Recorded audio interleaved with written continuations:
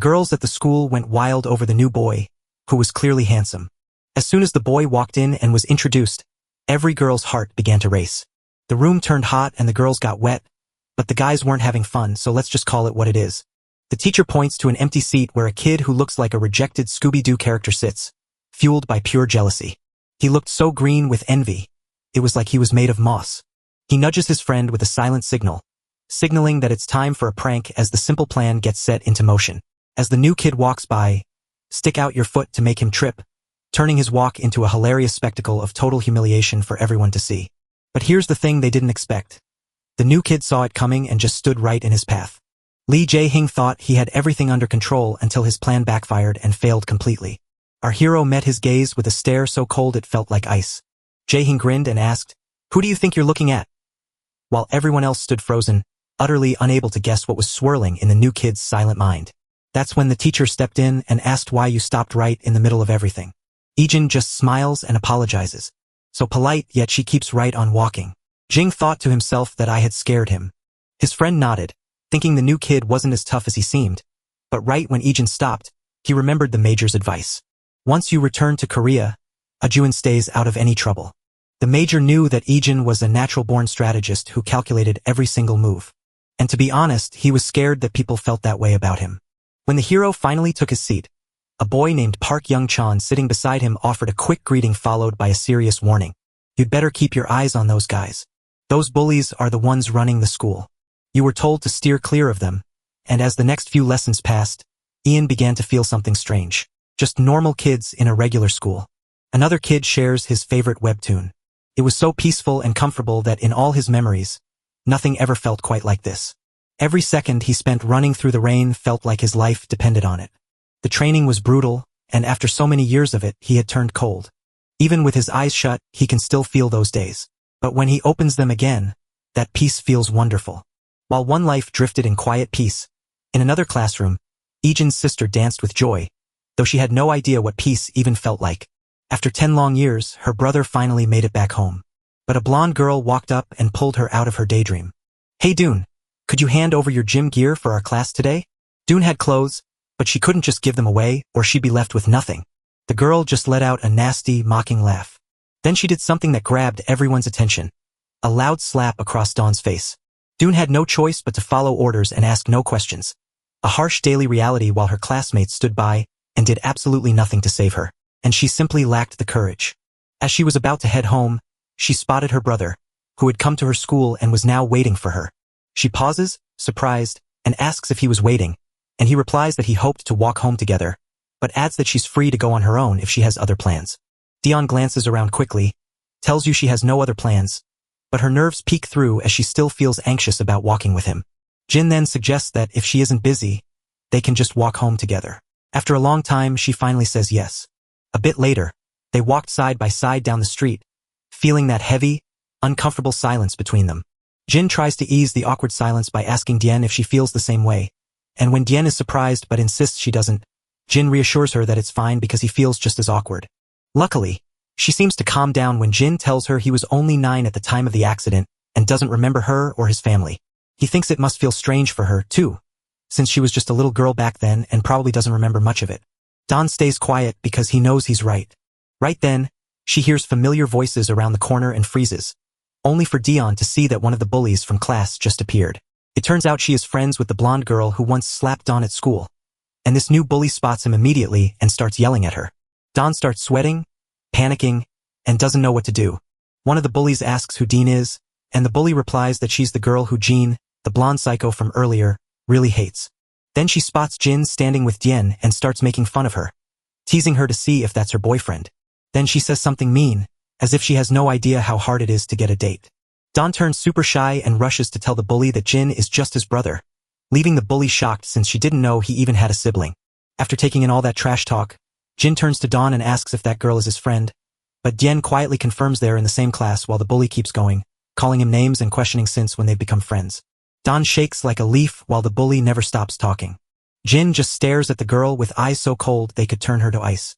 The guy sitting next to the bully doesn't want to see Jin's angry look.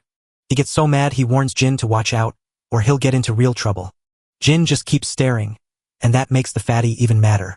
A mean girl begins cheering him on to fight Jin. Finally, the fatty snaps and storms right up to Jin. Jin shoves Dion out of the way and steps right up to the guy's face.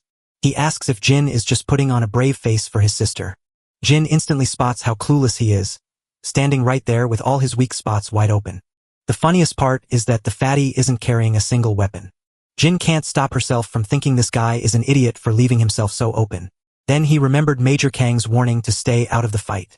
Jin sighs, looks away, and tries to walk off, but the fatty won't let him go. So he grabs Jin by the collar, yanks him back, and gets ready to slap him. Just as the trouble was about to happen, Dawn jumps in front of them, and she quickly bows her head to tell the bullies that Jin has lived overseas and simply doesn't know how things work in Korea. The main bully girl just laughs at Dion while he begs and shakes in fear. The fatty screams at Dion, telling him he doesn't care where Jin lived. Seeing his sister trembling with fear totally snaps Jin. He grabs the fatty's arm and twists it hard. The guy screams in agony even though Jin hardly touched him. Jin tosses his bag aside and rips off his school jacket. He quietly tells his sister to hold still, drapes his jacket over her face, and reassures her that it will be over soon. Just then, a brash bully lunges at him from behind. Jin just spun around like it was no big deal and slapped the guy right across the face. A single punch sends the thug flying backward, spitting blood as he crashes to the ground like a heavy sack of potatoes. The mean girl and her goon friend are so terrified they look like they might wet themselves. Jin sighs, feeling bad for breaking his promise to Major Kong. But hey, it's not really his fault. That fat guy got himself into trouble. The other goon is so terrified that he's even doubting whether to take a breath toward Jin. The camera then jumps to the countryside, where we see soldiers training hard. Major Kong stands right there, keeping a close eye on everything. Another soldier steps up and tells Kong that it's Jin's first day at school. Major Kong feels worried because, despite training Jin to live normally for 6 months, he fears she won't be able to adjust after so many years as a mercenary. Despite his pride, Kong hopes the lessons he taught will help Jin, but it turns out those lessons didn't stick because Jin is treating those bullies like absolute trash. The other bullies just stare in shock at the fat kid, who's lying knocked out on the ground with his eyes rolled back. The mean girl and her friend tremble while Jin steps closer to them. In a split second, Jin leaps forward and punches the other thug so hard in the gut that he flies through the air and crashes onto the ground. The proud girl dropped her jaw in shock, staring at something so amazing she couldn't believe her eyes. Jin turns to look at her, and his deadly gaze makes her shake. Dean yanks the jacket off her face, her hands shaking as she looks at the two thugs lying completely knocked out. It's barely a minute and Jin catches her sister watching. He shoots the arrogant girl a final terrifying glance before turning and walking away. He turns to Dean and apologizes for suddenly hiding her face. That only makes things more awkward for Dean. So Jin tries to fix it by asking if she wants to grab some snacks from her favorite spot. Dean mutters that it's okay and they aren't needed. So Jin suggests they head home. Just as Dion and Jin become friendly, the bully girl stands frozen in sheer terror. She can't believe how the scary guy just switched to acting like a super sweet big brother. As they walk off, Dion throws one last tiny wave at the bully, who is left standing there shaking with fear. Dean asks Jin on the way home if she was the one who took out those two guys. Jin nods with a yeah, but only makes her wonder more about him since he doesn't look like a fighter. She warns him that staring in Korea is rude and can cause trouble, and Jin agrees, noting that looking someone in the eye can be dangerous depending on where you are from, just like his own home. Dion, feeling confused, wonders why he kept watching the thugs, but Jin just tells him he saw her fear and wanted to protect her. Dion stares at his own answers in shock, his face turning red as he looks down. As they keep walking, the air grows thick with silence and the moment turns painfully awkward. It seems Dion is about to get used to having a protective big brother around. As soon as they walked through the door, they saw their grandpa shaking like a leaf, clearly terrified. He tries to tell Jin to just relax and eat some fruit, but she insists on doing the dishes herself. Grandpa feels lost, so he steps aside and lets Jin take the lead. While Jin scrubs the dishes, Grandpa asks if dinner tasted good, jokingly adding that he's definitely not the best cook in the world. Jin keeps her cool and reassures Grandpa that the food is delicious and everything has been great. The old man breathed a sigh of relief at the news. You can see right away that he is truly happy. Grandpa asks Dean if she enjoyed the food, and she gives a quick nod. Grandpa shifts the conversation and asks Jin if anything cool happened on his first day of school. Jin pauses, glancing around nervously before she finally speaks. Dean feels a bit nervous too, remembering how wild the day was. But after a pause, Jin simply smiled and said it had been a good day. Grandpa's face instantly brightens with relief and joy at the sound. Later that night, while everyone else sleeps, Jin stays awake, remembering how thrilled his grandpa was to see him again. Staying with his grandfather and sister for a while is slowly thawing out Jin's icy heart. Then his thoughts turn to the terrible crash of the plane. As the cabin filled with panic and oxygen masks fell from the ceiling, Jin's parents cut through the chaos to make sure he had his mask on and could breathe. That day was truly terrifying. Just as he remembers the plane falling, Jin jolts awake from her nightmare, leaps out of bed, and gasps for air. His heart was racing hard, but then he realized it was all just a dream. He glances at his clock and realizes it is morning. As he sits there, he hears noises coming from the living room. He stands up to check it out and discovers his sister making breakfast. He wondered where their grandpa was. She told him that grandpa had already taken off for work way before the sun came up. She says he took time off just to be there when Jin returned, but since his vacation days are used up, he had to go back. She slips into her uniform and gets ready to head out. She tells Jin that breakfast is waiting for him on the table and makes sure he knows to eat. Once she's gone, Jin stares at all the food she left for him, and back at school, the blonde bully is seen with Jin after she discovers that the new transfer student is Dion's brother. The nervous bully girl agrees, then panics as she remembers how Jin punched away two of her friends with just one blow. Jin asks why she is so scared, but the bully is frozen with terror and can't say a word. I'm done calling her the bully girl, so let's just call her Chicken Shake while Jin keeps nagging her about what happened. Finally, Chicken Shake snaps out of it and warns everyone to stop messing with Dion. The death stare Jin gave her is still burned into her mind, and she can't get it out. Even though she's scared, she convinces herself it's fine because Jin and her brother rule the school, so no one messes with them. Soon enough, we spot Dion again, and guess what? She takes a hard hit to the head, just as she always does. She spins around to find Jin and Chicken Shake standing together, eager to trouble her all over again. Don asks them what they want now, and Jin just tells her to come with them. When Dion asks where, the cocky blonde gets mad and snaps at Don to stop acting tough and just do what she says or get hurt. She also mentions that having a brother won't change a thing. Before we knew it, we ended up at the school's recycling center, where Dion was getting absolutely crushed by a confident blonde girl. After landing a few kicks, the blonde tells Dion to stay down, and Dion, trying to breathe, asks why she's even getting beat up. That is when Jin mentions her brother. She tells Don to tell his brother to stop acting tough and full of himself. She makes it plain that whatever happens to her brother is not their business, since he's about to have a terrible time. Don looks puzzled and wonders if they're going after her brother now. Jin nods and points out that the two guys she just knocked out are friends with her own brother, so since Dion and her brother messed with them, they can't get away with it. It's just like poking a bear. The news turns Dion's face as pale as a sheet. She screams at the two thugs, demanding to know what they plan to do to her brother. For that, she gets a hard slap right across the face. The sting of the slap fades quickly, but her heart aches far more thinking her brother is in trouble. Dion clenches her jaw, gathers her courage, and sprints away, leaving the two tough women behind. The scene jumps back to the classroom where the third years study. You can almost taste the electricity hanging in the air. Even the usual bullies have fallen silent. Everyone's on edge as the school's biggest bully and his crew stride in, ready to blow up Jin's world. But JYN just sits there, as calm as a cucumber. The two guys who got wrecked yesterday are there too, walking with their boss. And behind them stands the biggest bully of them all, the top dog. Suddenly, just as if it were all meant to happen, Dion rushes into the classroom. She's panting hard with a bruised face and a dirty uniform. Jin springs to his feet, his eyes going wide with shock as he stares at his sister's battered face and torn uniform. The bossy bully starts mocking Jin's sister and her worry for him. He notes that his sister, Jin, just nags him constantly to do things for her. Jin then walks up and tells her brother she'll only feel bad for him when he actually gets his butt kicked. Meanwhile, Jin stands frozen in horror as he sees his sister covered in bruises. But before we see his next move, the story jumps back to that morning as students were just arriving for class. We watch poor Yong-chan freeze in terror while two men treat his head like a target for their playful shooting. Jae-hyung feels so proud of his perfect shot that he can't stop bragging to his buddy about it. Jin growls with anger and grabs a kid next to him to ask for his eraser. The quiet student passes it over. Jin snatches it, winds up, and smashes it down Yong-chan's head with every ounce of strength he has. He does a little happy dance for landing a perfect shot, but Jae-hyung tries to downplay it, saying it was just luck. They trade shots back and forth, each trying to prove they are the better sharpshooter. Jae-hyung decides to try again, flinging his arm wildly to hurl the eraser right at poor Yong-chan.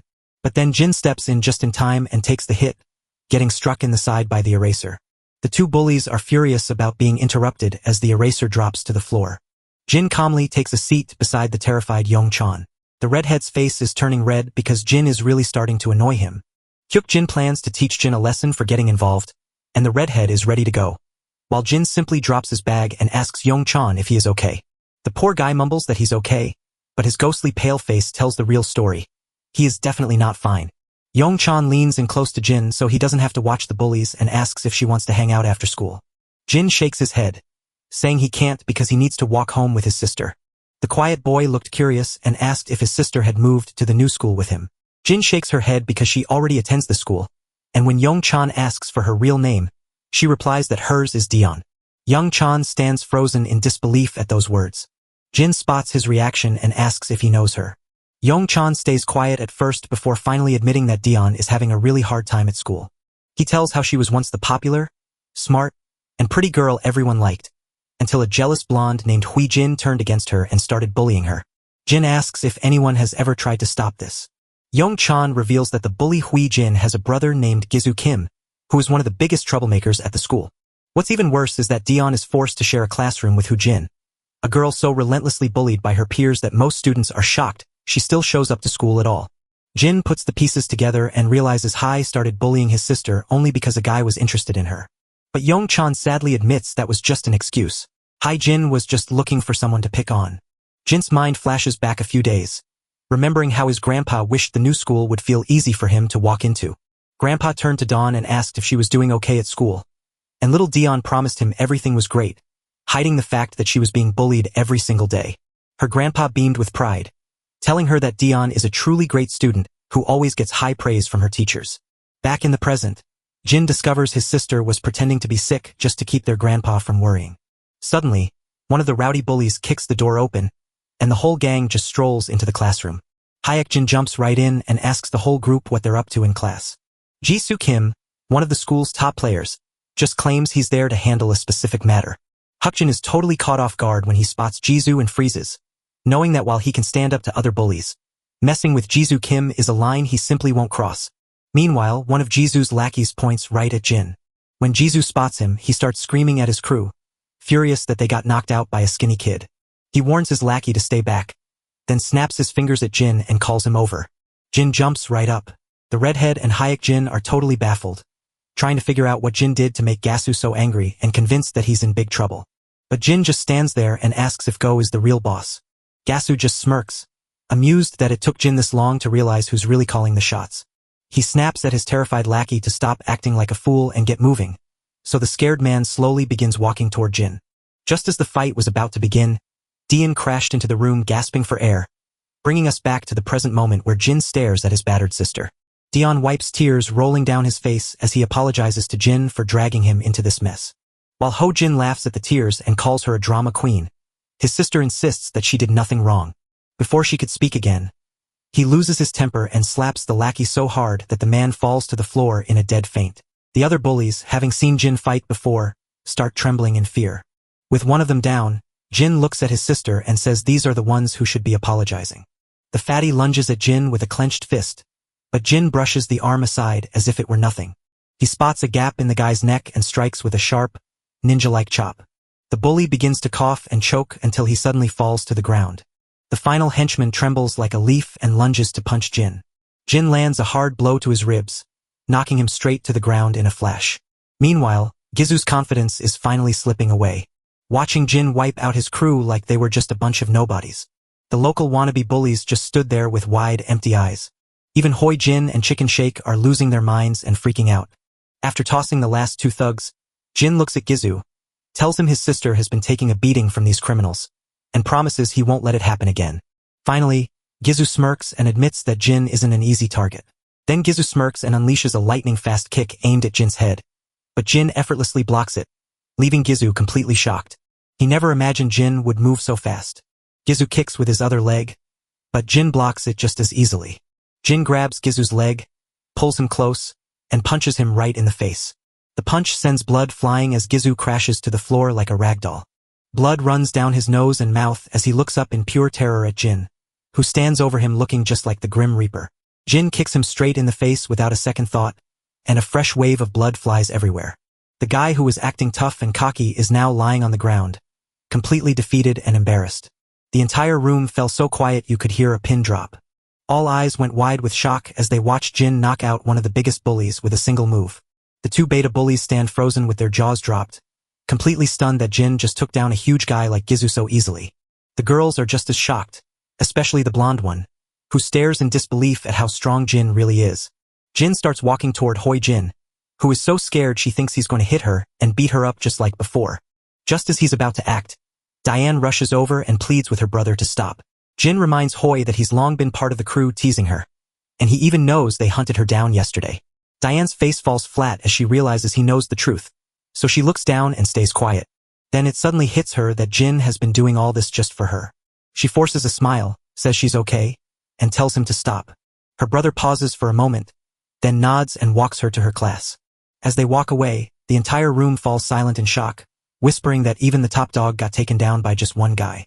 Even the bullies admit that Jin is tough and they're glad they didn't try to fight him. While everyone talks, the blonde girl just shakes, terrified and humiliated by their loss.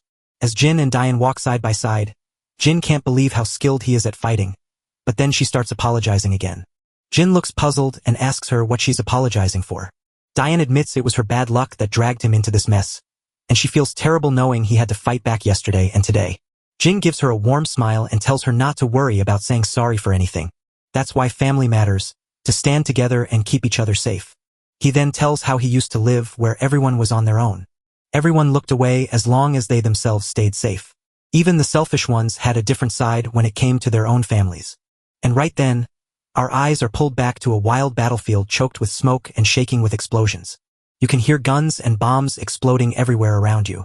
Amidst the chaos, we catch a glimpse of the younger Jin. He sees a soldier risking his life to hide his little daughter from a man holding a gun. Despite the violence, watching that soldier risk his life for his child stuck with Jin and made him question what family really means and why it matters so much. Back in the present, Diane asks why he's working so hard to help her when he barely even remembers her.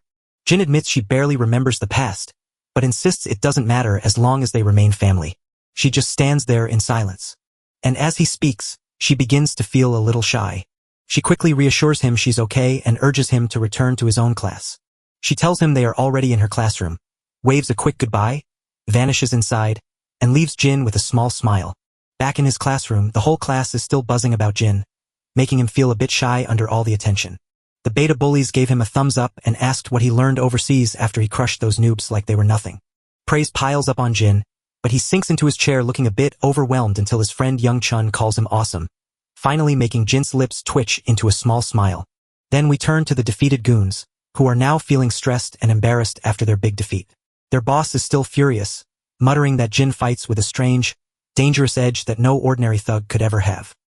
His sister tries to lift his spirits, telling him to stop pouting and insisting it was just a lucky strike for Jin, so they should catch him next time. But the other bullies stayed quiet because they finally realized Jin is a true powerhouse who won't be messed with. But the blonde reminds him that he's just one guy, and they can't let some stranger beat them. Her brother finally snaps and tells her to shut up, daring her to go fight the guy herself if she's really so eager for a brawl. Hoi Jin isn't having it and snaps back that he shouldn't be taking it out on her just because some random guy handed him a victory on a silver platter. His brother is absolutely furious because Hoi Jin's words hit hard, making him seethe in pain as he realizes she's telling the truth. Wei Jin shoots him one final glare, her eyes turning wet with tears because she's so fed up with how her brother is acting.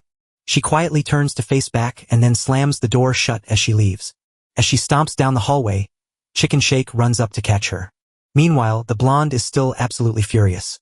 She's furious that all those bullies couldn't even take down just one guy. She kicks the classroom door wide open and rushes inside. When she spots Dune sitting there, she asks if he feels lucky to finally have a brother. She shows how Dihun could probably just skip into school now without a worry and run to her big brother if anything goes wrong. Day stays silent, and that only makes Hoi Jin even more angry. She feels like Dihun is ignoring her now that she has her brother looking out for her. Jin grits her teeth and makes it crystal clear that she won't let Dajuan slide just because she has a brother. As the shadows grow long, the students make their way home. We spot our girl in the crowd, and she looks a bit sad. She's lost in thought, recalling the time her brother stepped up to protect her and took on those thugs. She recalls his words that they were family and begins to wonder if that promise means she can finally stop fearing the bullying at school. She began to remember how miserable life had been with Hoi Jin, feeling like a faithful dog who had to do whatever he said and get bossed around constantly. Every time she tried to stand tall, she'd just get slapped. Suddenly, her brother appears behind her and asks if something is wrong. She jumps at the sound, but he explains that he's already shouted her name a few times and she didn't answer. His sister rushes to apologize for missing him and then asks if he was waiting for her once more. He nods and agrees, saying, "Yeah, because he still doesn't know the way home." So they set off together to walk home and talk about buying groceries since their grandpa is always hungry when he gets back late. As they keep walking, that rowdy person stands right behind them. She is so angry that she can't stand to see our girl smiling. This is just biding its time until it can wipe that smile right off Dean's face. Before we knew it, the two of them were already shopping at the store. The girl struggles to pick something out while the other shoppers stare at them. All the girls in the store are staring at our guy, and Day can't help but notice all the attention he's getting from the ladies. She knew he was popular at school, but it turns out he stands out everywhere. Dean can't help but finally ask her brother if he ever dated anyone while he was living abroad. The question catches him completely off guard, and he looks like he's never even heard the word girlfriend before. Noticing his confusion, Dion explains she's talking about a girl he dated. He claims he's never had one, so his sister tells him to think about it, especially since girls are drawn to him like a magnet. He pauses for a quiet moment before admitting he's always been too busy for a girlfriend. Dihun understands, especially since he's been busy adjusting to a new country, so he turns the question around and asks if she's ever had a boyfriend, which surprises her so much that she quickly admits she never has. When he asks why, she just says she's been busy too. Once they arrive home, we see that their grandpa has given our guy a brand new Samsung Galaxy phone. He's a bit down because he wants an iPhone, but his grandpa gives him a quick lesson that iPhones have terrible batteries and that a Samsung is a cooler, unique choice, especially since everyone else has an iPhone. Our guy messes with the phone, but their grandpa reminds him that he's already saved his number and Dion's in there. Day is shocked that her grandpa fixed the tech all by himself, but he quickly reveals that a friendly salesperson gave him a hand. He grinned and admitted that since young folks love opening packages, he figured our guy wouldn't mind him opening it just to save the numbers. Jin just nods and says he's totally cool with it. Grandpa apologizes to Day, explaining that the shop only had a single one left, so he couldn't buy her the one she wanted. Day brushes it off as no big deal, and the whole group ends up sharing a wonderful dinner, just chatting and feeling like a real family. Later that night, our guy keeps fiddling with his brand new phone and is really starting to get into the whole Galaxy vibe. He begins to wonder if Samsung phones aren't such a bad idea after all, and might even be better than iPhones. The story shifts to Major Kong at his computer, only for his phone to start ringing. Jin calls to let him know he's got a brand new phone and a fresh number. The Major is taken aback by what he just heard. The junior officer behind him wonders if Major Kong already gave Jin a phone, and when the Major confirms he did, he turns bright red with anger because he had given her the most expensive iPhone they owned, and now it's gone. The next morning, Jin stepped out of the shower and spotted his sister already in uniform, hurrying out the door. Just before she could go, Jin asked why she was leaving so soon. She simply claims she's running late and bolts out the door. She also shouts that dinner is ready and that he just needs to put the dishes in the sink. While she dashes down the street, she glances at her phone and sighs with relief that she'll make it just in time. She was late because she cooked soup for her grandpa, but watching him smile after eating it made everything worth the wait. She's just glad she got to do something nice for him. Her happy moment is suddenly ruined when someone kicks her hard in the ribs, sending her crashing to the ground as three masked girls in hoodies stand over her. The girl ahead scolds Dion for nearly twisting her ankle and tells him to watch his step. You can see right through them. They're just looking for trouble. They force Dion to apologize for whatever she did, and the poor girl quickly nods and says she's truly sorry. But the rowdy leader gets angry and slaps Dihun across the face, demanding she apologize like a whimpering dog. That's when the girl with the ponytail suggests they all go to karaoke to blow off steam, and another girl agrees, saying they need to relax and have fun. The girl with the ponytail crouched down so she could look Dion straight in the eyes. She smirks and invites her along for karaoke, promising they'll have a blast. The moment Dion hears her voice, she knows it's Hai Jean Kim, and she's definitely there to make her life a living hell. The next thing she realizes, they're standing in a sketchy karaoke bar. The manager spots the two shady girls and gets a bad feeling, so a little later, he nervously heads toward their room. He mutters to himself about how wild kids have become and guesses what kind of mess they made, since all he heard coming from their room was nothing but screaming. The manager pushes the door open and sees Day lying on the floor, badly beaten, but luckily she is awake and slowly rises to her feet. Her hands tremble as she reaches out to grab her things. The manager, completely baffled, tries to call an ambulance, but Day just shakes his head and stumbles out the door. While the teacher counts heads at school, she notices that Dahan is missing. Everyone is baffled because Dean isn't the kind of student to skip class, so the other kids can't believe she isn't in school. Behind her, Hyun Kim wore a smug grin, clearly enjoying the moment. Chicken Shake leans over to ask if she thinks Dae is okay, but Wei Jin just tells her to calm down, reminding her that Dion being gone has nothing to do with them. Chicken Shake nods nervously, pretending it's all real while having absolutely nothing to do with them. The bell finally rings, and the long school day is finally over. Just like always, our guy stands outside in the packed crowd looking for his sister, but he can't find her anywhere. As the crowd slowly fades away and the place nearly empties, his sister hasn't arrived yet. After waiting a bit more, he pulls out his phone to call her, wondering if she already went home without him. Meanwhile, she's already home, ignoring the non-stop calls on her phone. In the end, he just turns around and walks home. He spots her sneakers right there by the door. He sets down his bag, heads to her room, knocks gently, and asks if she's inside. She speaks back in a rush, and her brother Jin lets out a breath he didn't know he was holding, finally glad she's safe at home. He asks what's wrong, noting he tried calling but she didn't answer, to which she apologizes by saying she was probably asleep. Jin notices the strange tone in her voice and tries to drop by, but Dae quickly lies and says she's already sick in bed to shut him out. Jin looks worried and asks if something is wrong, but he tells her it's just a minor fever and that she'll be fine after resting. Jin tells her to call if she needs anything and turns to leave to get some medicine, but he suddenly stops dead in his tracks at the door when he sees blood on her shoes. He didn't have to wait long to realize something was wrong, because seeing blood on your shoes is never normal. The moment he understands, he snatches the first aid kit and dashes into her room to help her. She jerks back when he tries to wrap her bruised face, proving Jin still doesn't understand the whole story. Dujun claims she took a tumble down the steps while ducking a bike, but Jin notes that her wounds are far too bad for a simple slip and asks if she really doesn't want to see a doctor. She pauses for a moment before insisting she's totally fine. She'd never go to the hospital because once they see her bruises, they'd instantly realize she didn't actually fall down the stairs. The scene snaps back to Dian's past, and suddenly we find ourselves in the principal's office. Dae tells the principal that Jin beat her up. But Jin is flat out denying it. Even with the cops involved, Dion insists that Jin is the one who attacked her. She insists that even though Jin wore a mask and a hat, she knew it was her because of her voice, and besides, Jin used to bully her at school. Then Jin, wearing a smug little smirk, asks how Dae can blame her when she never even got to see her face. The principal asks Dahun if she saw the face of the person who hurt her. Dae insists the attacker's face was hidden, yet she is certain it was Jun. Right then, Jun's mother snaps and shouts at Dune, blaming him for bringing the cops in and treating her girl like a criminal over a made-up lie.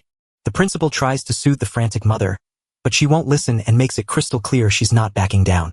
While Dian watches her confidence fade as everyone doubts her, even the police, she knows Jin did it. The mother orders Dian to apologize to her daughter immediately, but the girl refuses, insisting that her own daughter was the one who attacked the woman. The proud mom gets even more mad and vows to tell Dihun's parents about it. She is shouting for Dihun to bring her parents to the school right now. This truly shatters Dihun's heart. Tears began to stream down her face, and she couldn't stop them, even as the villain who hurt her just laughs and walks away without getting caught. Back in the present, she feels stuck in the exact same spot, too afraid to speak up without proof and determined not to hurt her grandfather, who has always been her biggest support. Jin sees Jin's tense face and reaches for her forehead, asking if she's okay, but the girl just whispers that she's fine. Jin points out that while her bones are fine, her nasty bruises will really hurt for the next few days. She nods in surprise, realizing he's truly amazing at this. She notices the bandages are wrapped just right. Then her face falls with sadness as she worries her grandfather will be heartbroken and hurt by the news, especially since his heart is already weak. Jin looks totally shocked by the news and quickly adds that their grandpa takes medicine for his heart. Listening to this, Jin promises to keep their grandpa in the dark about everything and tells her to just try to get some rest. Just as he turns to walk away, she shouts his name. She gives him a sweet smile and says thank you for everything. Jyn smiles back with just as much warmth. But the moment he's out of sight, her smile vanishes and she worries she made a mistake by hiding the truth from him. She feels like there's not much a couple of teens like them can do about it. Everyone knows Jin isn't your average teenager, and I wouldn't be surprised if he already suspects who hurt his sister. Next, the view shifts to a crowded club where the music is so loud it shakes the walls. Right in the thick of the crowd stands the head bully, Gaizu Kim. He looks seriously annoyed as he drinks and laughs with his crew, who are trash-talking Jyn and wondering how one kid could have messed everything up for them. One of the bad guys speaks up, pointing out that they lost because they underestimated Jyn, and insists they can beat him if they just plan it right. Another goon nods in agreement, insisting they can't let him walk away with this. A third guy jumps in and warns that Jin has no chance if she tries to fight them all at once. Even though everyone is making a big deal out of it, the boss knows bringing Jin down won't be easy, and after that humiliating loss, he's furious and not ready to let it go. He smashes his glass down in anger but grudgingly agrees with his lackey. They show they don't fight alone, so they'll likely gather a big group to overwhelm him instead. The lackeys all wear huge evil grins, thrilled by the plan, but this pack of jerks thinks they've won while really just acting like hyenas waiting to get what's coming to them from Jin. Right when they were plotting, Gizu's phone rang, showing his little sister's nickname Little Bitch, which Gu seemed to agree with, so she immediately started shouting at him for just hanging out at the club. Gizu warns the girl to stop wasting his time or he'll hang up, but she insists he owes her a huge favor. Gizu is completely lost and doesn't know the first thing she's saying. She then reminds him that Dihun got beat up earlier and says they can't let the siblings get away with it or they'll lose all their power at school. Her brother beams with pride and tells her she did a great job. Right after that, he shows they're plotting revenge for Jin, but then someone stumbles into the club right on cue. As the bullies turn around to see who is calling, they realize it's Jin and he looks ready to settle a score. Gizu is raging because Jin is casually walking into his territory, but Jin just keeps walking toward their table, looking totally calm. Gizu feels a bit smug now, thinking it's great that they don't have to hunt Jin down anymore for revenge. But Jin isn't there for a friendly chat, so he grabs a lackey by the face and slams him hard against the table edge without wasting a single second. Another lackey lunges at him, but Jin's fist becomes a blur, smashing the guy's ribs in one hit. The tough boss and his gang just gritted their teeth in anger as they watched their team get knocked out. While the rest of the crew rushes at Jin, our guy stays cool, effortlessly kicks one down, then grabs the purple-haired man and smashes him onto the table with a brutal thud. While the purple-haired guy panics, Jin isn't done yet and slams him against the wall like a rag doll. He clenched his fist and delivered a huge punch straight to the fat guy's face. One thug tries to smash Jin with a bottle, but our hero easily knocks it away and slams him in the face, leaving the guy spitting blood. Just as another bully lunges at him from behind, Jin ducks, wrenches his hand, and then smacks him hard across the face. Jin shoves the thug aside and instantly grabs another lackey by the face. He takes the guy's mug and smashes it straight into his knee. You can hear a sickening crunch as the thug's nose breaks. With every thug knocked out, Gizu just stands there speechless, unable to grasp what just happened. All along, his sister stayed on the line, her voice rising as she heard the growing chaos and demanded to know what was happening. Jin looks at Gizu, and the freezing cold in his eyes makes Gizu tremble with fear. He asks Gizu if he needs a reminder, since Jin already told him last time to stay away from his sister. Gizu is totally shocked to see how fast things have flipped around, which feels pretty ironic. They tried to team up against Jin, but their own gang ended up getting totally destroyed. Jin fought like a total pro, sweeping the floor with everyone in just a few seconds. He keeps asking Gizu what his sister ever did to him. Gizu acts like he has no clue what he's saying, but his hand is already reaching for a glass on the table. He hurls the glass at Jin with lightning-fast speed, but she simply steps back and lets it smash against the wall. Gizu grabs a bottle and swings it at him while he just stands there, completely unbothered. Our boy slips back to dodge the blow, but when Gizu swings the bottle again, Jin snatches it from his grip and punches hard, sending the drink flying everywhere. This time Gizu tries to throw a punch, but our guy lands another brutal hit on the bastard's face, making his nose bleed like a faucet. Gizu stumbles back, gasping for air after the hit, while Jin stays perfectly cool and asks the bastard what sick joy he finds in messing with a helpless girl. In a final, desperate move, Gizu snatches a bottle, smashes it open, and lunges to drive the sharp shards into Jin's chest. But our little hero doesn't even flinch. He yanks Gizu's hand away with such force that the broken bottle crashes to the floor. Then he grabs Gizu by the throat and squeezes so hard that Gizu can't breathe. Gizu's feet fly wild as he fights back, but Jin slams him hard to the ground. The scumbag twists and struggles to break free from Jin's tight hold, but our guy isn't letting go, keeping his hand pressed hard against Gizu's throat to show the former bully who's really in charge. Jin leans in to ask the barely conscious Gizu what to do with him, but he's too beaten up to even answer. Jin gives him a final warning, making it clear this is the absolute last time she'll let him off easy. He tells him to stay far from his sister and even keep Jin, Gizu's sister, on a tight leash. He warns that if he hears even a whisper about Gizu or Jin bothering his sister again, he'll return to finish what he started. To make sure his point lands, Jin squeezes the other man's throat hard, nearly squeezing the air out of him. The bully, now completely out of options, begins to squirm and keep saying sorry over and over. After that, Jin finally lets go, leaving Gizu coughing and gasping on the floor as she walks away. As Jin walks out of the club, The staff inside just exchange nervous glances, unsure of what they just saw. Meanwhile, Hoi Jin and her friend Chicken Shake are strolling down the street. Hu Jin gets a scary feeling in her stomach and starts to worry that her brother might be in big trouble. The moment they reach the club, they hear footsteps crunching up the stairs and see Jin just strolling casually away. Hai Jin stands frozen, completely lost and not knowing what to do next. She screams at Jin to quit, convinced she can still act tough since no one can catch her for what she did today. But Jin keeps right on walking without missing a beat. Now Hoi Jin is freaking out big time. She starts to back up, but trips and crashes hard onto her bottom. As she rubs her shoulder, Jin's phone rings, and when he looks at it, he sees it's his grandpa calling. After a brief call, he simply turns and heads home without saying another word, leaving everyone behind to wonder what's going on in his head. When Hoi Jin walks into the club room, he finds a complete mess. She immediately gets mad at her brother and asks how he let Jin beat him up again while his whole crew is hurt.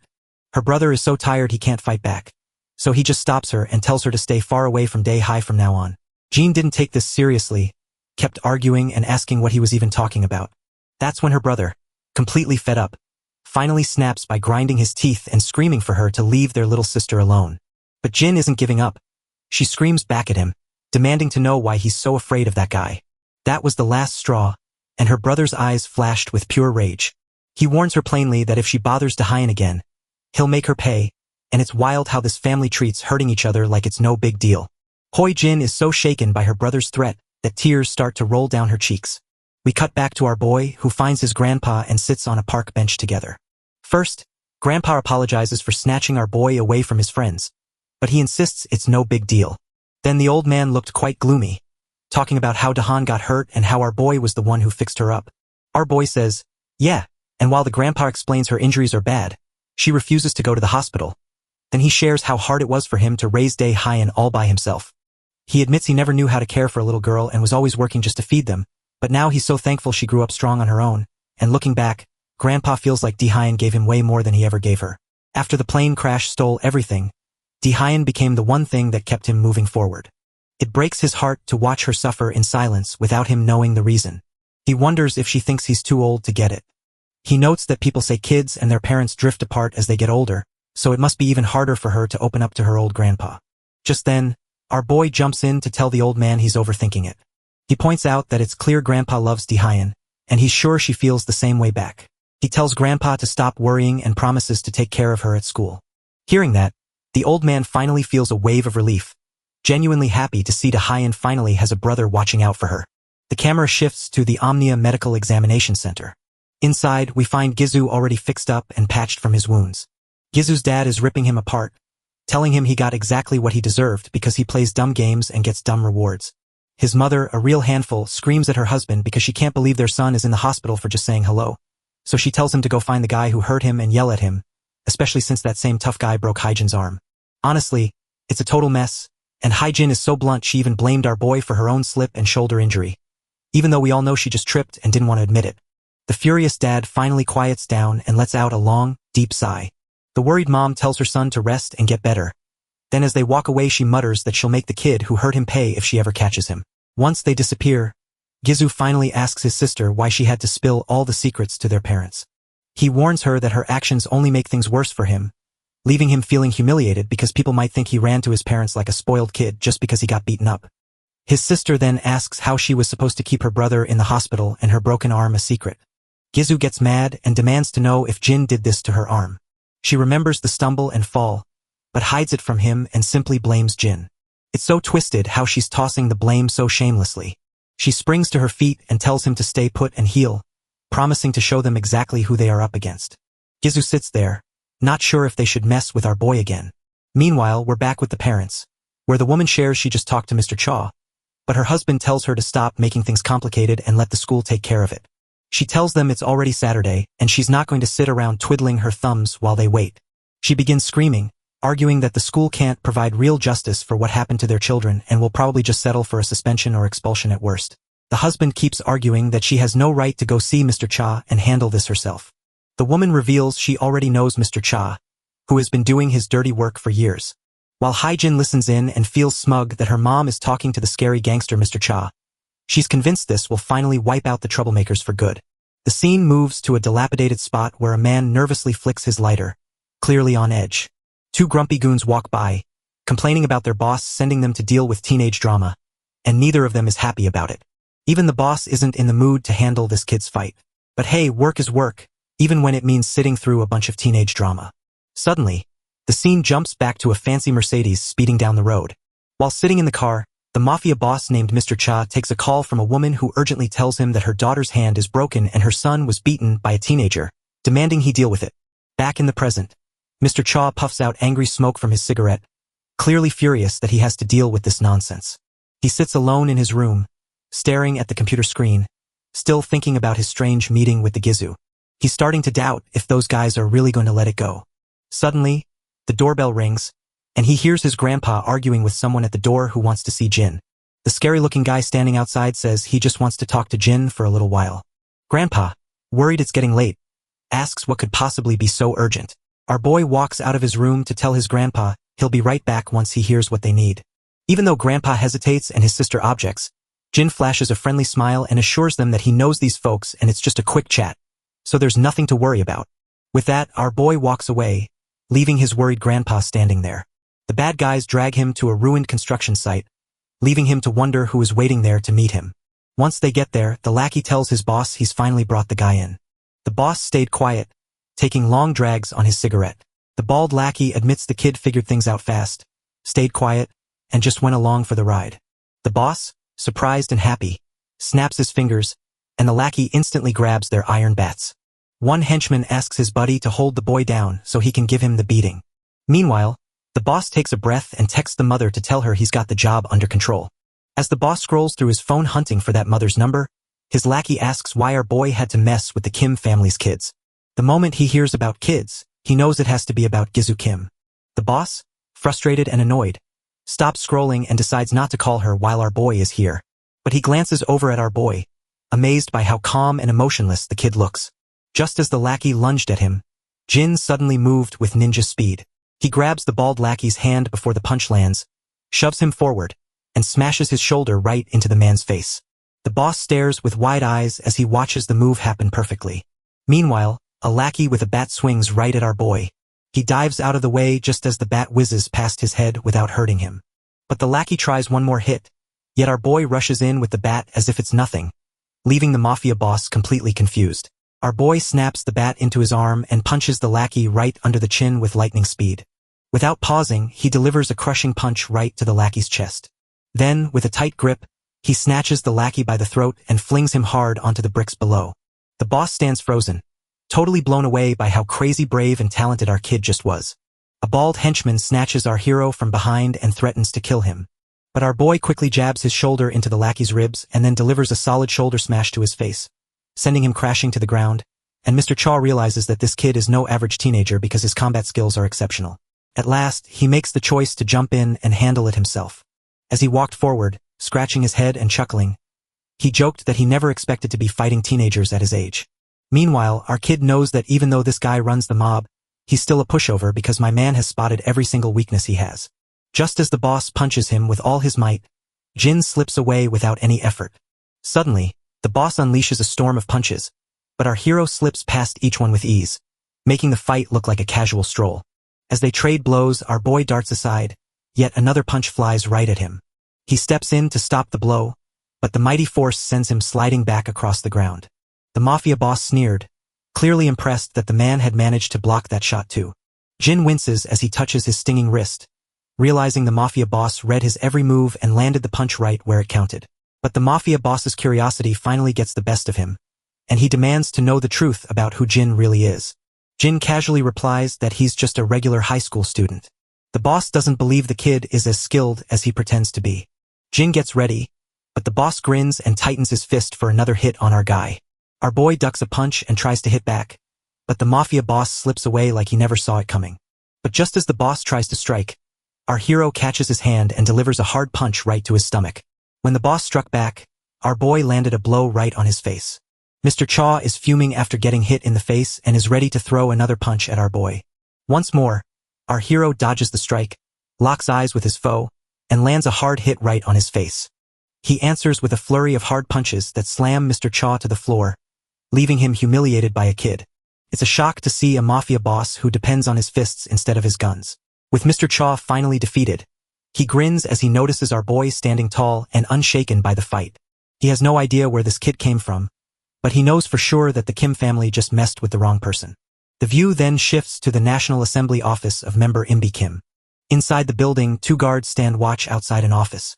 Inside the office, Mrs. Kim grows impatient as she asks her husband to call Mr. Cha, who hasn't answered yet. Mr. Kim tells her to wait quietly until Mr. Cha finishes with our boy and calls back. On the other side, the daughter lets out a sigh right as the phone starts beeping, and the impatient woman quickly asks her husband to switch it to speaker so she can hear the news herself. Mr. Kim starts off by apologizing to Mr. Cha for the silly favor his wife asked him to do, but the women keep shouting back, insisting their children were attacked and refusing to see why anyone would call it ridiculous. Against everyone's expectation, Mr. Cha admits he is the one who needs to apologize after Mr. Kim asks for a reason, only for Mr. Cha to reveal that their children have made a mistake by interfering with the wrong person since he himself was defeated by our boy. Mr. Kim is shaken because he can't believe his best enforcer, Mr. Cha, lost to a high school kid. Suddenly, the office door began to shake as someone tried to ram it open. Mr. and Mrs. Kim stare at the door with worried eyes.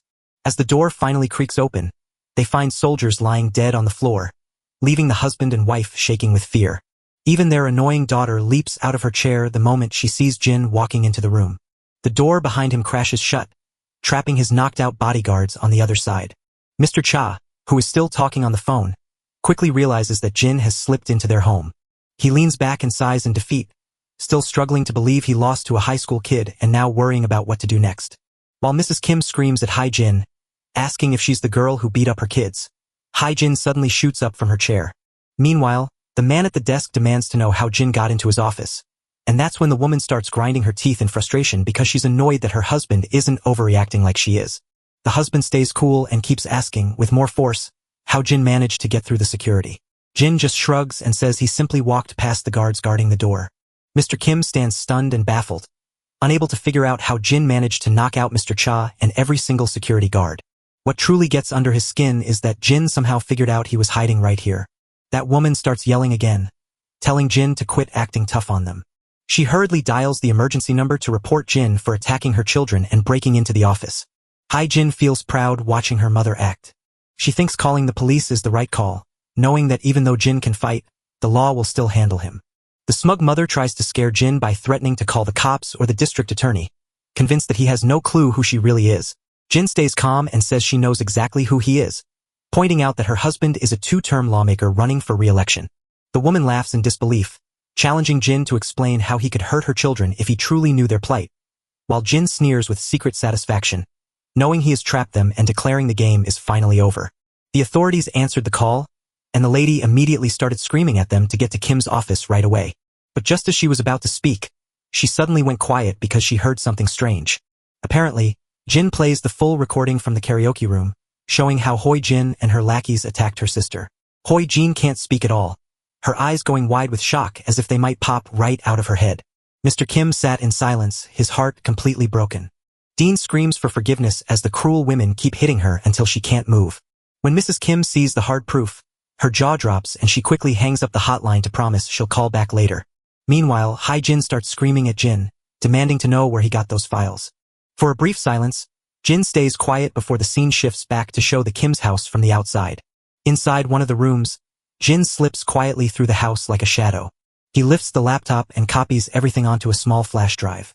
Right now, Mr. Kim grinds his teeth in anger, convinced his kids are a total letdown, but Hoi Jin tries to calm him down by saying she had a good reason for everything, only for her dad to snap and tell her to shut up. Jin then shows them files about Gizu Kim and tells the Kims that their kids never forget to save videos of every victory.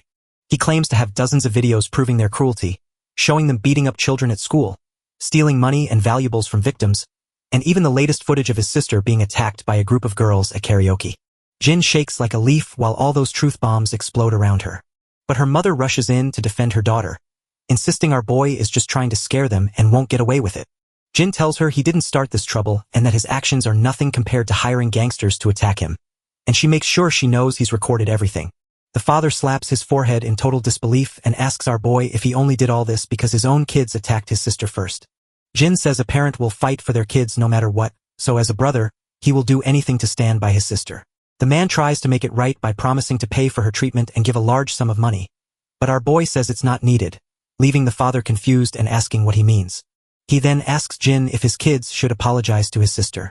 When she hears her father, Gujuan clenches her jaw and vows she'd rather bite her own tongue until it bleeds out than say sorry. But our boy makes it plain that words can't fix the fear and pain his sister felt, so he demands that if they want to make it up, his sister must never see Ju or Hujuan Kim again. This demand shakes Huijin to her core, but her dad rushes to agree, promising to move their kids to new schools or even send them off to study overseas.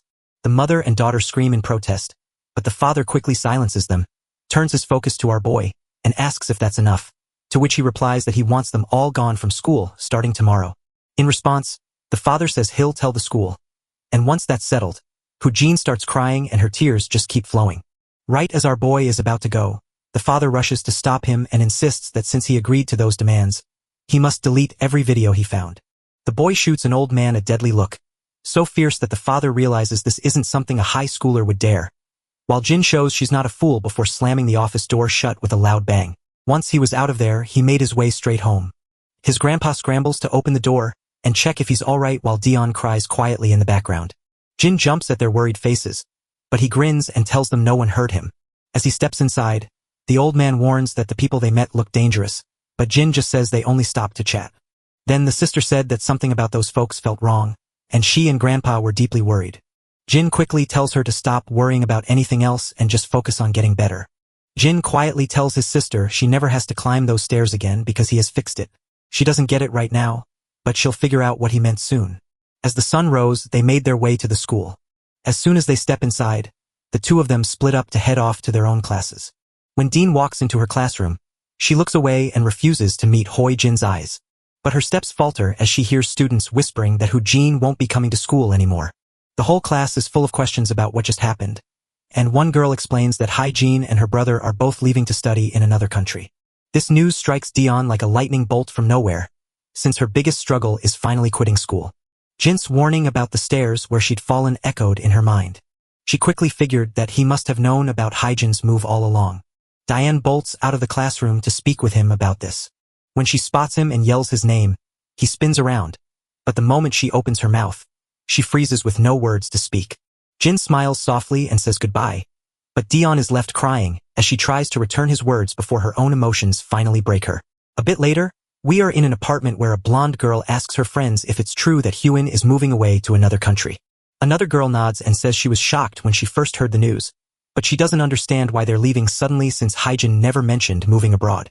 The blonde girl then turns to Chicken Shake, who sits silently, lost in her own world and too busy with her thoughts to answer. One of the girls pulls her out of her daydream and demands an answer, which shakes the shy girl to her bones while the blonde girl presses her about whether Hyjin is really leaving for overseas since they are in the same class. The girl speaks with a shaky voice, admitting the teacher told the whole class the truth earlier. The blonde girl asks if Chicken Shake tried calling Jin directly, and after admitting she did and he didn't answer, the other girls start to think it must be true. Meanwhile, Chicken Shake nervously checks her phone while biting her nails, worried because Hyjin's last text said her mom is watching our boy. And ever since, Chicken Shake has been freaking out, wondering if Hyjin's sudden move has anything to do with him. Just then, Hyjin stomped into the room looking absolutely furious. The girls stare in shock as Hyjin drops onto the sofa, complaining that it was a real struggle to slip out of the house. The girls ask June if she's really leaving for a life overseas. Hyjin grabs her head in frustration and admits it just happened, but she promises to be back after just one semester. Then the story jumps back to when her dad told her to spend a semester abroad, promising to fix everything by the time she returned so those videos wouldn't get out, but she kept that secret to herself while her friends just laughed and teased her, thinking she was going on a fun vacation. The blonde gives them a nasty sneer, showing just how annoyed she is. Another girl wonders why the move was so sudden and if Gizu is coming with them. Hoyen just says it's a family matter and she won't go into the details. The redhead girl curiously asks about Dion and her brother, wondering if Gizu won, but Hyun dismisses the question to hide the embarrassing truth that her brother and his lackey were thoroughly defeated. She gets so worked up imagining how happy Dion will be that she comes up with one last prank and convinces her friends to help, even though they and Chicken Shake are shocked and don't really want to. Hyjin insists they think about how bold Don will act when no one is around to keep him in check. She's going to settle the score with Dion before she leaves Korea, determined to get her revenge. As Hyjin slowly peels back the layers of her dark plan, Chicken Shake's heart hammers with fear and worry. Huijin gets arrogant and plots to fire Diane's grandfather, a security guard, just to teach Dion a lesson, But this mean-spirited plan is so twisted it makes anyone feel sick because Dion is just an innocent girl. Just as the rude woman is about to act on her crazy ideas, she turns pale when she spots a hooded, masked figure standing right in front of her. It doesn't take her long to realize it must be Jin. Jin plays it like a classic Uno trick and asks who she really is, pointing out that since he's wearing a mask, she can't see his face to be so sure. He casually mentions that he's just here to make sure everyone is having fun, and he's really happy to see all the folks from the karaoke room video have made it. One of the girls starts shaking and asks what he's saying. That's when the boy points out they're talking about the spot where they filmed his sister getting hit. Jin's face goes pale when she realizes he might have been waiting there all along just to play tricks on her. Chicken Shake is drenched in sweat and shaking with fear, knowing exactly what's about to happen. While the other two girls sit there in complete silence, not a word is spoken. As the boy begins to close the door, he wonders aloud why no one is singing, since he expected everyone to be screaming along to the loud music. With that, he slammed the door shut, leaving us guessing what he might do next. The scene shifts to the hospital, where the Kim family is gathered and the father seems annoyed, asking where Jan is. Her brother tells her she just went out to say goodbye to her friends. Inbi's irritation mounts as he demands to know why she slipped away when she was supposed to stay put until everything was sorted. Just then, a guy rushes into the room, flips on the TV, and tells his master he needs to see what's happening. On the screen, it's obvious our boy has already turned the footage of what Hygiene did into a viral hit. The video is racing around the internet, turning this event into a huge show for everyone to see. The whole Kim family stops talking in shock as the reporter reveals that dozens of violent videos are already spreading, and there are probably even more incidents that never made it to camera. Now, civic groups and politicians are pushing for a special law to finally bring those guilty ones to justice. Gizu finally loses his cool as the reporter reveals that the whole nation is furious because the culprits are the children of a candidate's rival, and with his father in deep trouble thanks to his outrageous wife who pushed things to this point, it seems Hyjin's plan to make our grandpa lose his job is finally working out perfectly for them. The scene shifts back to our boy taking a hard beating from Mr. Cha, who is screaming at him for moving forward with his plan even after he had already made peace with the Kim family. As our boy's mind jumps back to the past, we see him uncover the Kim family's hidden political secrets. He admitted that things were unlikely to go well, so he did what he felt was necessary. Right now, he confesses he broke their deal. Mr. Cha wonders if the Kim family will just let him slip away. Our boy stands tall, sure that he's far from the last thing on their minds. It looks like our guy is on to something, as the reporter keeps dropping new clues that show Anai Kim was involved in money laundering, bribery, and rigging the election. The proof against him is so overwhelming that his own party members are screaming for a harsh investigation and trying to distance themselves just in case their reputation takes a hit. The moment Mr. Kim hears this, he slides down onto the bed, looking as if he has lost all energy. Back with Mr. Cha, who suspects our boy might have uncovered some secrets about his past. Cha doesn't want to get caught by the law like the Kim family did, so he rushes to ask our MC's true identity. Our boy just replies that he's an ordinary teenager. Mr. Cha gives a smirk, pointing out that there is nothing average about Jin. The scene moves to the classroom, where the girls grow shy and blush at the sight of Jin, whispering nervously as they struggle to gather enough bravery to speak to him. Yet no one can bring themselves to take the first step. As Jin sits deep in thought, his phone rings with news from Diane that she can walk home alone today and invites him to take a break and hang out with his friends. Jin looks confused by the idea of just hanging out and doesn't know how to do it. Suddenly, his friend Yong-chan pops up and says hello. As Yong-chan took a seat, he asked if I was busy today. Our boy stays quiet, which makes Yong-chan realize that since Jin always walks his little sister home, he must be busy with something after school. Jin casually tells his friend that, surprisingly, he's actually free today. Yong-chan's face glows with joy as they make plans to hang out after school. But Yong-chan's excitement dies down fast the moment he hears that nasty voice. As the camera pulls back, the two class bullies step forward and admit they know Jin is the reason Gizu Kim is leaving town. Yong-chan stands frozen in shock as his classmates freeze too, while the bullies gloat that Gizu and his sister can't leave town since the family is in big trouble after their secret got out. Our boy leaps in to fix things, telling the bullies they've got it all wrong. Jae-hung chimes in, saying there's no need for modesty since everyone knows our boy just trashed Gizu and his crew at their hideout a couple of days ago.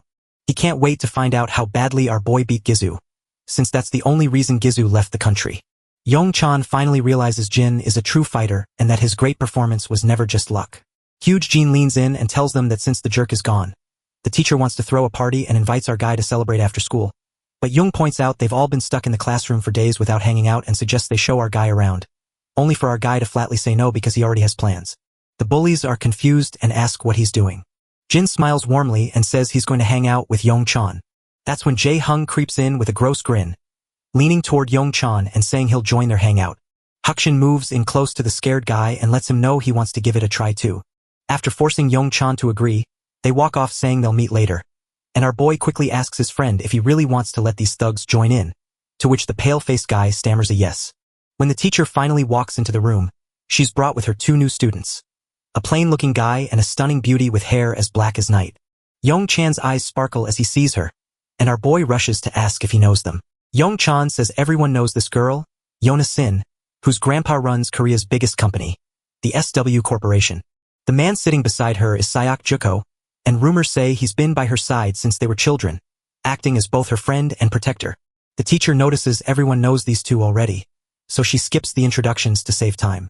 She shares that they've both spent the last 2 years studying in the US and are joining the class right now. The Betalakis aren't happy about the 2 new kids in class, because now that Jin is there with them, they can't seem to decide if they're still the ones in charge or not. Yong-chan peeked at the 2 extra desks in the classroom and figured out who they belong to. He can't stop thinking that Yona looks even more beautiful in person than he ever remembered. Everyone in the classroom is too captivated by her to even look away. As Siaku walked behind the lady, he couldn't help but catch the boy's gaze, and their eyes locked for a brief second. Yona can't help but steal a glance at him as she walks past. Once the 2 newcomers sit down, Seoju tells Yona that our boy was missing from the report she got last week and wants to check again. So Yona looks at him again with clear curiosity. Our boy catches Yona looking at him, but when he turns back, he sees her smiling and quickly looks away again, which only makes her more annoyed because she didn't get a smile in return. Meanwhile, Yong-chan kept chatting with Jin and asked where he wanted to go, and Jin said he's fine with going anywhere. Yong-chan proposes that we head straight to the game room. It looks like the words gaming room bring back memories for our boy, while his friends explain that it's close by and they've just upgraded their PCs. That's when we remember the past, where a commanding officer told the soldiers it was time to start their practical training. He says that every Korean teenager needs to know about one essential spot, the gaming room. For the very first time, our boy learned all about the gaming room. The senior adds that for a small fee, the gaming rooms have personal computers that anyone, from students to adults, can use. Curious, our little guy asked what everyone does over there. The senior explains that even though some visitors just surf the web or watch adult videos, the vast majority are there to play games, with over 90% of high schoolers logged on just to have fun. The elder then shares a few of the most popular games. First we dive into Legends of League, then Battle Royale, and finally our boy uses the major's clues to find his way in the present. Young-chan says they're going to slurp some ramen at the game room and then maybe swing by Koinsa. It looks like Koinka is just another useful word our boy learned about real life while serving in the army. The senior tells him that high schoolers often go to coin karaoke, or koina, where they can sing along to songs for just a few coins. Major Kong tells our boy to practice a few songs just in case he gets to sing, and promises to send him a list of fun tunes popular with kids his age to learn. While our guy starts brainstorming ideas and trying to remember some songs, his friend sits nervously nearby, wondering why Jin suddenly looks so serious. As soon as the bell rings, the students flood out for the day. And just then, we spot that hot girl again, standing with her sidekick as they chat about our guy. Realizing he's only been here a few days, is 18, and turns out to be Dion Yu's big brother. Yona is shocked to find out Dion has a brother, since she thought her grandpa was the only family left. Siakshuko nods and tells how Dion has been living with her grandfather ever since their parents and brother died in a plane crash. Yona wonders how she can still have a brother. Saichuko says it's hard to believe, but her brother who died has come back just as they moved to school, so she thinks we should dig a little deeper into his past. By now it's getting late, and our boy is wandering all by himself. His phone rings non-stop with messages from his friends bragging about the amazing time they had at the gaming center. We flash back to the gaming club where Hukjin, Jae-hyung, and Yong-chan are hanging out, and everyone is amazed by how Yong-chan carried them through the game. Ji-hung even asks about his rank, guessing it must be Diamond or Master. When Yong-chan shyly admits he's only at Challenger rank, their jaws drop and their attitude toward him changes instantly. Even our boy looks puzzled by this sudden shift, especially while they chatter excitedly about Yong-chan's amazing new rank. While he checks his phone, his sister shows up, and he immediately asks what she is doing there. She told us that after their garbage bags ran out, she made a quick trip to the store to grab some new ones along with a few snacks. Our boy offers to carry the bags, but his sweet sister says it's not needed. She asked if he was hanging out with his friends, and he said yes. She feels a warm sense of relief, happy to see that he's made friends and that people aren't avoiding him anymore. When she asks where he's been, he bluntly says the game room, and even though she expected his life abroad might have changed his interests, He curiously asks how school has been for her. She stops to think and then says that school hasn't been this much fun in years. She asks if he ate, and he nods, saying they had a blast at the game room where every kind of snack was available. He asks her what she's up to, and she says she's waiting for Grandpa to come home so they can eat together. Our boy then asks if he can join them, leaving her puzzled since she thought he had already eaten. He stammers that he's still a little hungry. We already know our boy is just looking for some good quality time with his family. When they arrive home, the table is filled with yummy food, and everyone is enjoying a wonderful meal together. It feels strange that Grandpa only does security work, yet they have such a variety of everyday lives. It remains a bit of a mystery how they pull that off. While they enjoy their meal, our boy's mind wanders back to his days as a mercenary. After a brief pause, he shakes off the sadness and is smiling again. Right then, his phone started ringing.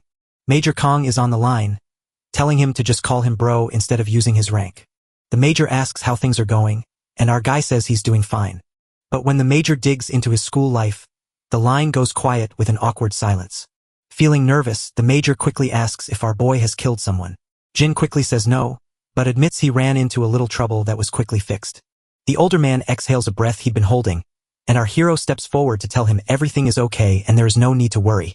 Kong feels the weight lift and tells our boy that we'll always be there for him. Jin promises he'll never forget that. The next day at school, the trio is in class, but our boy is nowhere to be seen, and Young Chan looks uncomfortable standing between the two bullies. Jae Hyong began asking some really strange questions. He curiously asks who they think would win in a fight between Jin and Sayoko. Hook Jin warns that while Jin is strong, he still couldn't beat Seokjuko, who has been fighting since he was just a kid. To him, our boy looks like a beginner compared to Jae Hyung's tough friend, Seokjuko. Young Chan then asks if it's true that Seokjuko fought 20 guys all at once. Blonde quickly snaps back, correcting him to say there were actually 30 guys. Young Chan is so shocked by the number that he forgets to breathe for a second. Brownhead tells us that Seokjuko kept clearing out the gang of street thugs who were bothering Yona-sin, even though the group started with 10 and kept sending more after him. By the time 30 men arrived, Seokju was still fighting hard, walking away unharmed while the 30 thugs lay unconscious on the street like discarded toys. The shy boy then asks about the whispers he heard saying that Seokju caught the kidnappers who took Yona, and that the men behind the crime were all retired soldiers. The blonde quickly agrees that Seokjuko likely caught the kidnappers and insists Jin has no chance against him because he plays on a completely different level. It's sometimes funny to imagine teens in these Korean places taking down whole gangs by themselves, leaving the government and police looking like they're just wasting everyone's money. Just as our boy was walking down the hall, he stopped dead in his tracks when he bumped into Seokju. Seokju doesn't waste time and bluntly asks him why he is there. Confused, our boy let it slip that he's got no idea what anyone is talking about. Seokju cuts through the confusion and finally wonders why he is hiding who he really is. He says he heard our boy help Ju and Hyejin Kim get away. Jin explains that while she and Ju had some bad history, she wasn't behind their leaving. That's when Seokju reveals that the school our boy supposedly went to overseas never even knows who he is. Things are getting hot, but before we hear back from our boy about Seokju, the scene cuts to Dawn. Yona, the amazing girl from before, walks up to her. After some time, the two ladies catch up, and Dean shares that she had no idea Yona was back in Korea. Yona reveals she only started school yesterday and is actually sitting in her brother's homeroom, which makes Dean jump with surprise. Yona then says that Dion never told her about a brother before. Dion reveals that everyone believed her brother died in the crash with her parents 10 years ago, but he actually survived. They didn't find out he was still alive until about 6 months ago. The scene flashes back to the past once more. Dean walks back into her house to find her grandfather frozen in mid-sentence while gripping the phone like he's been caught in a time warp. Tears stream down his face as he shares the shocking truth that Jin is still alive. Dean is shocked to learn her brother survived, which leads Yona to wonder in the present why no one told her he was alive without reaching out. Dion tells the story of how Jin lost his memory in a crash, only to start remembering again recently with the help of someone who found him and brought him back. Yona, who is totally doubtful, finds it really hard to believe. Dawn confirms that Jin only holds on to hazy memories of a grandfather and a little sister. After being questioned, Yona flashes a warm smile and says her grandfather must have been thrilled to have his grandson back. Yuna explained that her grandfather was so thrilled he cried for hours and even quit his job to learn how to cook. He wanted to get better at cooking Korean food because he figured Jin hadn't learned much while growing up, and Yona thought her grandpa must really love his grandkids, which Jen smiled and agreed with. But then Yona asks a serious question, and Jen looks surprised before quickly confirming that Jin is definitely her brother, even showing proof from a DNA test. She then asks our girl why Yona is so curious about her brother. This question completely blindsides Yona, leaving her speechless until she frantically asks if her brother has a girlfriend. Then we cut back to our boy, who snaps at Seo-ju, asking what on earth he's talking about. Seo-ju keeps asking why this school matters so much that our boy had to break the rules just to get in. Jin retorts by asking if he's being blamed for having fake records. Sej confirms this, arguing they must be fake since his research shows Jin never lived in that city, and the school he claims to have attended has no record of him. Our boy then asks for the proof, reminding Kuj that if he says the records are fake, he has to show some evidence to back it up. Kuj stands frozen for a split second, unsure how to answer this question.